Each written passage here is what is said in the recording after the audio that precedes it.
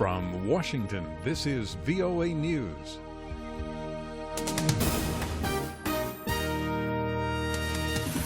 I'm David Forrest reporting the U.S. refines its strategy against the Islamic State group. U.S. President Barack Obama says the fight against the Islamic State will take time. This will not be quick. This is a long-term campaign. ISIL is opportunistic and it is nimble. Mr. Obama made his remarks after visiting the Pentagon Monday. The president conferred with national security advisors about refining the U.S. strategy to defeat Islamic State militants. Eurozone leaders will meet for an emergency summit Tuesday on Greece. The Greek prime minister is expected to offer new proposals for resolving his country's debt crisis. Germany has warned that Greece faces being ejected from the Eurozone unless it makes deeper concessions, but the Greek people voted resoundingly Sunday against further austerity measures. Henry Ridgwell has more. With the banks close to collapse, the country is on the precipice of a euro exit. Rival parties united behind Prime Minister Alexis Tsipras Monday in a bid to strengthen his hand at Tuesday's summit. Prime Minister Tsipras says he will put a new offer on the table. German Economy Minister Sigmar Gabriel issued a warning. Wenn Griechenland im Euro bleiben will, muss die griechische Regierung He said that if Greece wants to stay in the euro, the Greek government must quickly make a substantive offer that goes beyond its willingness thus far. Henry Ridgwell, Athens. Officials in Nigeria say bombings at a mosque and a restaurant in the city of Jos have killed at least 44 people. The National Emergency Management Agency says the Sunday blast also wounded at least 47 people. The attacks are a part of a deadly string of violence blamed on Boko Haram. This is VOA News. Negotiations on Iran's nuclear program continue today in Vienna.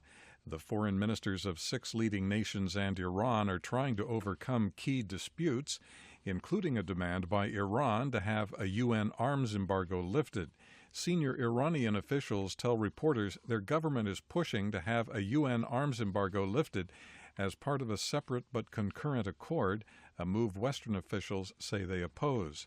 Hundreds of thousands of people gathered in Ecuador Monday to hear Mass celebrated by Pope Francis.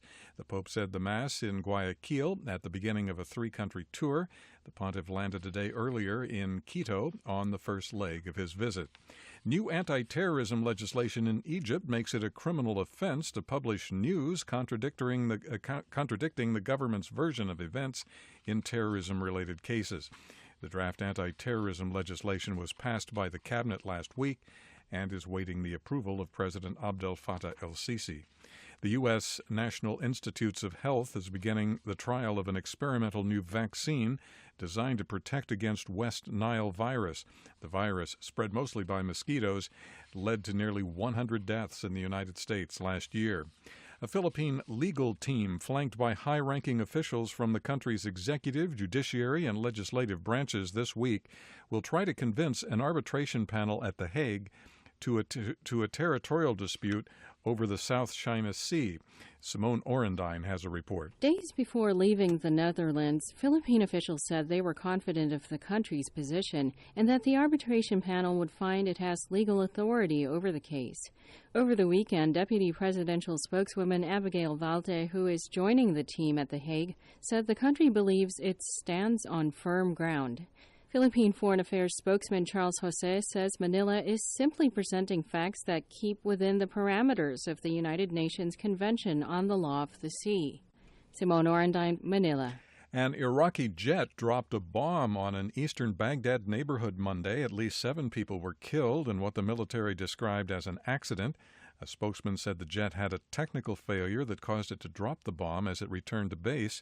The resulting blast destroyed several houses and also injured at least 11 people.